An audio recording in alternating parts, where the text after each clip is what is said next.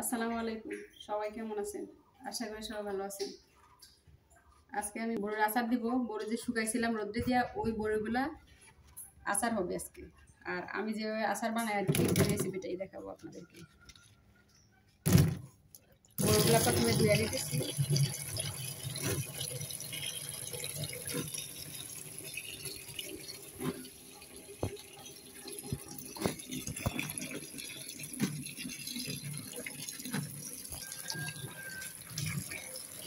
ভালো করে পানি দিয়ে একেবারে ধুয়ে নিতেছি।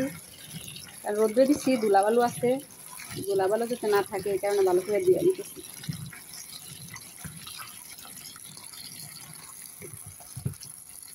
আমার এক ভাইয়া বলছে, আমার কি একটাই জামা, আমার আর জামা নাই? আসলে আমি এক জামা প্রতিদিন পরি না, আর এই জামাটা যেদিনই পরি সেদিন দুই একটা ভিডিও করি, এই জন্যই বোঝা যায় যে আমি এক জামা বারে বারে পরি। যাই হোক, কমেন্ট করার জন্য ভাইয়া আপনাকে ধন্যবাদ। আপনারা বেশি বেশি কমেন্ট করবেন যাতে করে আমার ভুলগুলো শুদ্ধ করতে পারি, আর শুদ্ধ করার চেষ্টা করব। প্রথমে আমি বড়িগুলো ধুয়ে একবারে ঝরাই নিছি, আর এখন গরম পানি করব। গরম পানিতে এগুলো সিদ্ধ করে নিব 10 মিনিট। পানিটাকে গরম করে নিচ্ছি, পানিটা উতরাইতেছে। এখন আমি সব বড়ি দিয়ে দিব। হালকা 5-10 মিনিট সিদ্ধ করে বড়িগুলো নামাই নেব।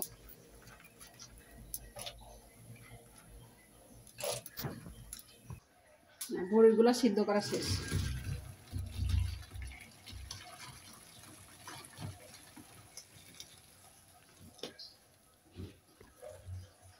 পানি একটু জড়াই নিব।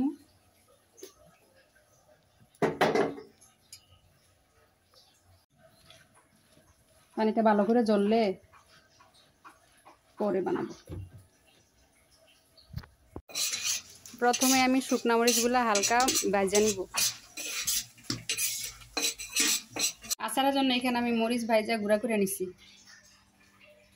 এই যে আমার মরিচের গুঁড়া, আস্তা মরিচ গুঁড়া করে নিচ্ছি, এগুলো দিব আচারের মধ্যে। আর এখানে দারচিনি এলাচ, এটা তো দিতেই হবে।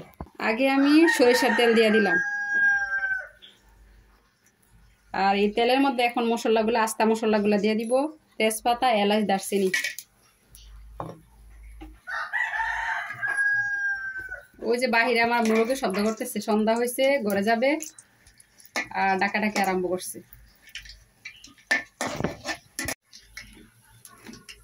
আর আচার যদি বানায় সরিষার তেল দিয়ে, তাইলে আচারটা গ্রান করে, অনেক থাকে, অনেক দিন থাকবে। আমি যেরকম করে বানাই আর কি। এখন আমি বড়িগুলা তেলের মধ্যে দিয়ে দিতেছি।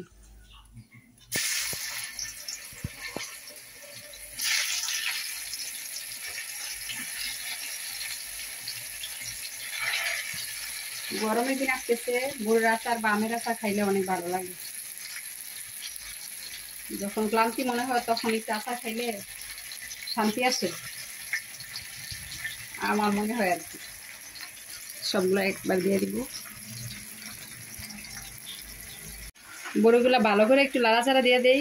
বেশি করে দেওয়া যায় না, কারণ কড়াইটা ছোট হয়ে গেছে। বড়ির পরিমাণ মাত্রে একেবারে ছোট।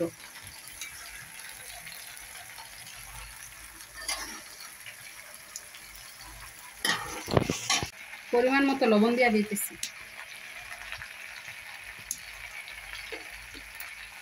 আচারের মধ্যে আবার মিষ্টি দিব, মিষ্টি আর কি, মিষ্টি আচার।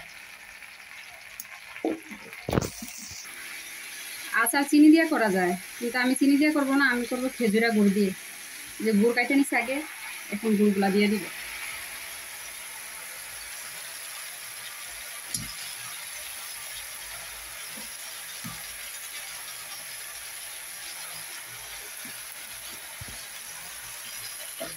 একটু মিষ্টি মিষ্টি না হলে আবার ভালো লাগবে না।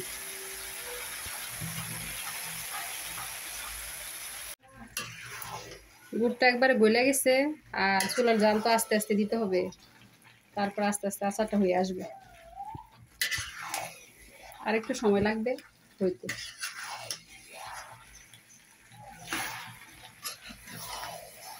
কালারটা সেই। মরিচ তো আস্তা মরিচ আগে গুঁড়া করে নিচ্ছি, এখন মরিচের গুঁড়াগুলো দিয়ে দিব। আমার এক বান্ধবী লন্ডন থাকে, লন্ডন থেকে বলছে যে আমার জন্য আচার রাখবি। ঠিক আছে বান্ধবী, তোর জন্য আচার কিন্তু রাখবো, ভালো করে সংরক্ষণ করে রাখবো, যখন তুই দেশে আসবি তখন অবশ্যই খাবি। নিশিতা পাঁচফোড়ন দিয়ে দিব।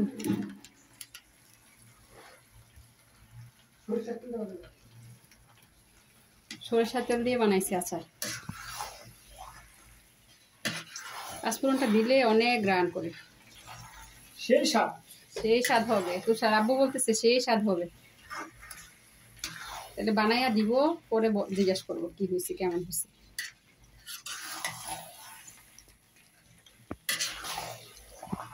আর 5 মিনিট জাল আসলে নামাই ফেলবো।